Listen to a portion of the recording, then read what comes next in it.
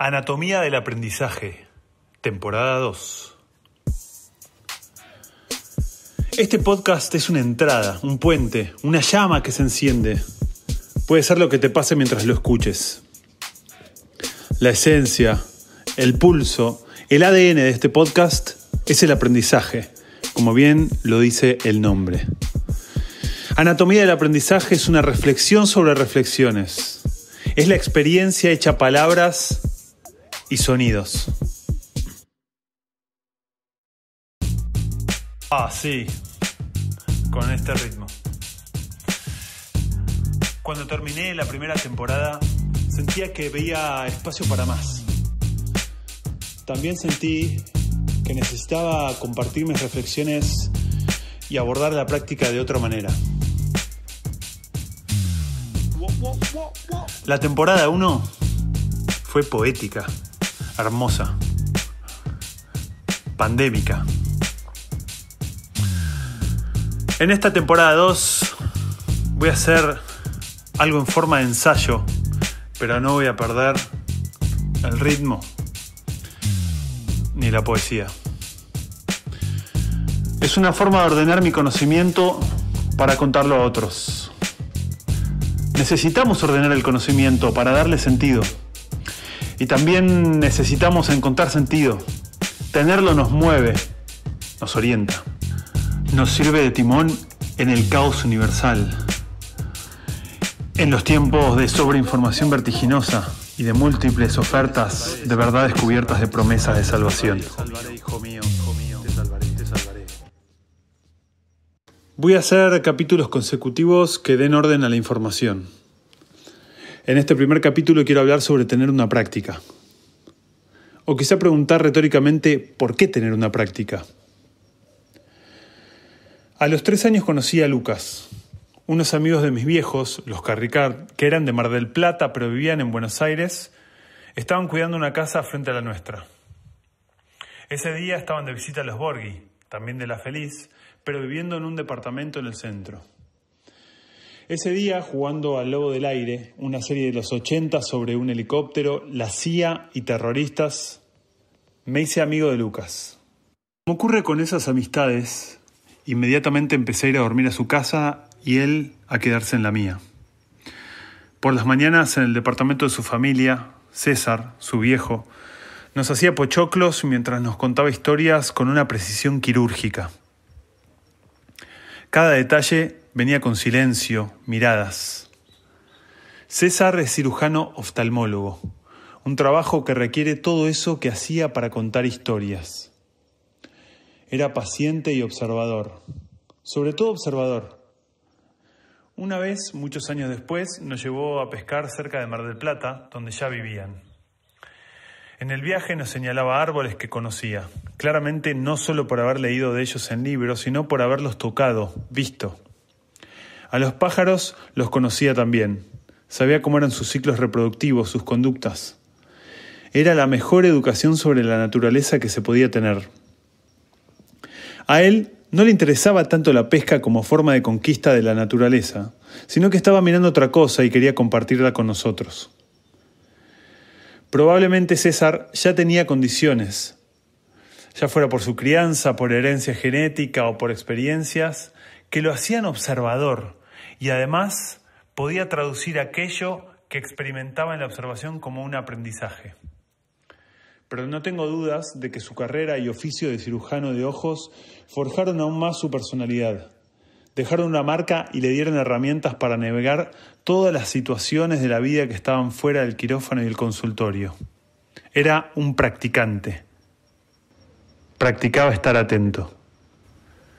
Un verano, como todos los transcurridos del 90 al 2004, fui a quedarme en su casa. Esa temporada César estaba inmerso en aprender a patinar. Habían aparecido los rollerblades, esos patines con las ruedas alineadas una detrás de la otra.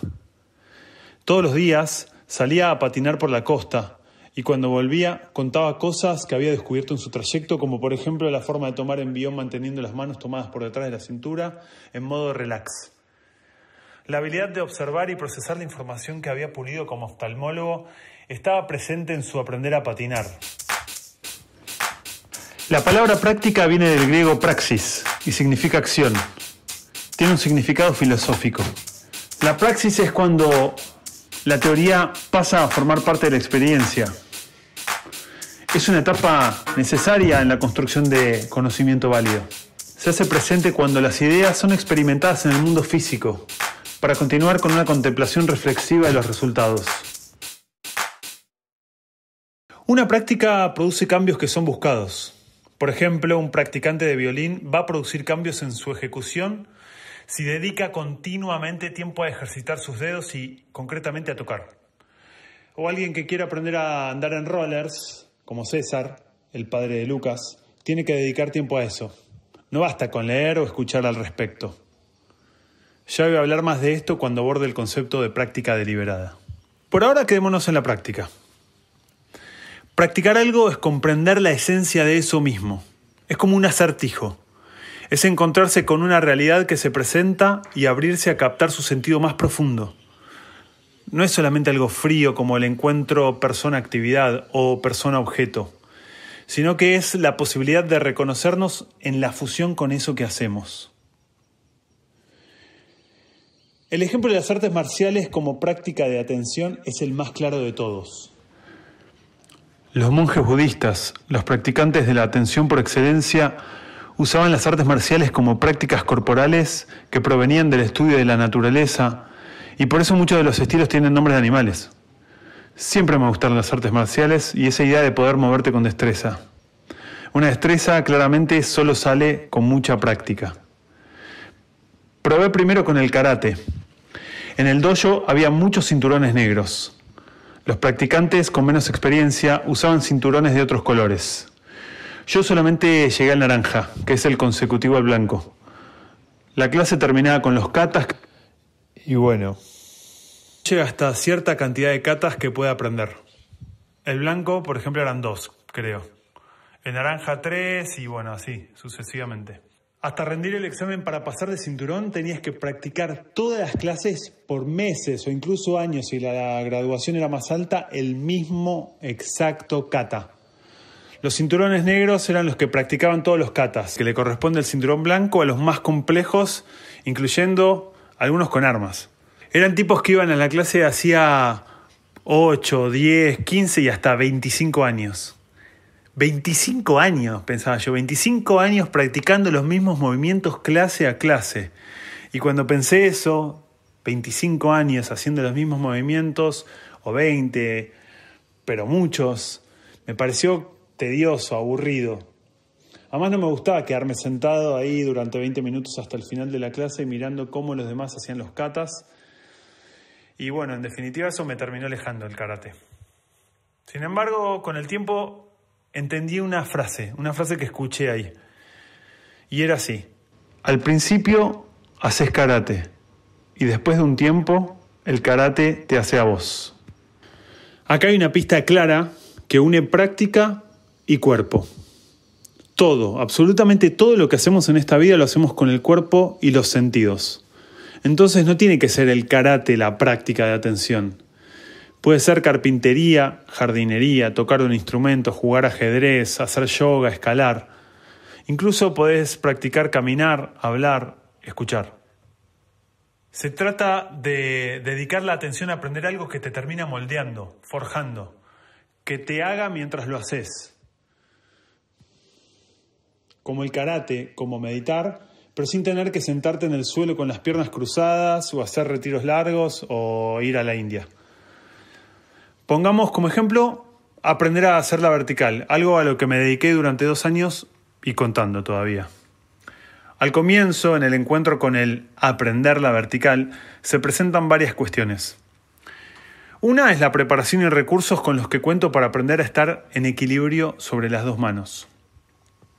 Si tuve experiencia con prácticas corporales, con estar en equilibrio, con prácticas coordinativas, quizá cuente con más recursos para transitar ese camino. Sin embargo, tener más recursos no siempre determina la manera en que lo haga. ¿O qué tipo de recursos estamos hablando? Por ahí alguien con menos preparación física o atlética tenga más paciencia, constancia y determinación que alguien con más preparación atlética. Por lo tanto, paciencia, constancia y determinación también son recursos necesarios. Nótese que no estoy nombrando la palabra dominar o lograr, ya que en definitiva la idea de conquista está separada del verdadero aprendizaje y tiene más que ver con una idea fija de las cosas. Desde una comprensión profunda, nada existe de manera estática, ya que la realidad siempre está cambiando. Por lo tanto, no hay algo que logremos o podamos conquistar, sino que hay estados por los que transitamos continuamente. Solo nuestra mente intelectual cree que existen formas ideales y fijas. Este tipo de práctica no tiene que ver con logros o conquistas, sino más bien con el aprender a aprender. Entonces, la otra cuestión que ocurre en una práctica es que puedo comprender cuáles son los principios y mecanismos que ocurren en el aprendizaje. Cada uno de nosotros aprende de manera diferente y eso está influenciado por múltiples factores, como la herencia genética, la crianza, la cultura, la experiencia. El hecho de existir es estar en continuo cambio y siempre en relación. Existimos relacionados con el mundo, con otros, con las plantas, los animales, el aire. No somos islas, aunque la mente egocéntrica así lo crea. Estamos relacionados, aunque creamos que no. De hecho, negar la relación es en sí una forma de relación. Para aprender a aprender, tengo que tener en cuenta: ¿cómo me relaciono con lo que hago? ¿Cómo me relaciono conmigo mientras lo hago? Las respuestas a esas preguntas son información sobre uno mismo. Nos cuentan nuestro modo de habitar, de hacer y de aprender. Practicar es intervenir la percepción. Para intervenirla, primero y principal, tengo que entrar en el modo observador. Este modo es anterior a la meditación. Es un estado primario, primitivo. Aprender a hacerla vertical, visto de esa forma, puede ser un poco... Entonces voy a pasar en limpio todo lo que hablé en este episodio. Practicar es desarrollar la atención profunda. La atención profunda es estar atento al cuerpo mientras hago lo que hago y atento a los sentidos. Para eso es importante entrar en un modo observador, un estado que es primario, anterior a meditar, por ejemplo. Hay que dedicar tiempo continuamente a practicar, porque la práctica se transforma en tal cuando es parte de la vida cotidiana. Una verdadera práctica es la que te transforma. Voy a dar también algunos ejemplos de prácticas simples de atención. La primera es practicar quedarte parado o parada, soltando tensiones y sintiendo cómo respirás, el contacto con el suelo, simple, lo más evidente, que es tus pies en el suelo. Otra práctica puede ser mirar un punto fijo en el horizonte o en una pared durante un rato, 5 minutos, 10 minutos, puedes ir estirando ese tiempo. Voy a ir desarrollando más en otros capítulos sobre cuánto tiempo practicar. También puede ser mirar una llama de una vela. Otra práctica es sentarte y observar tu respiración. Practicar caminar. Practicar escuchar. Podés llevar la práctica de atención a algo que te guste mucho, lo que sea. Y llevar esa práctica de estar ahí con tus sentidos, con tu cuerpo. Cuando la atención se va, volvés. Voy a hablar más sobre el foco de atención en el capítulo 3. En el próximo episodio voy a hablar del orden, algo muy importante para tener una práctica. Yo te salvaré, yo te salvaré, yo te salvaré, yo te salvaré, yo te salvaré, yo te salvaré, hijo mío. Solo la práctica salvará al mundo. Con una profecía. Termino este capítulo 1 de la segunda temporada de Anatomía del Aprendizaje. Si te gustó el capítulo, por favor, dale me gusta en donde sea que lo escuches, en Spotify, en YouTube, en iTunes. Deja comentarios porque eso ayuda a que esto se divulgue. Y si no te gustó y llegaste hasta acá, gracias por la paciencia.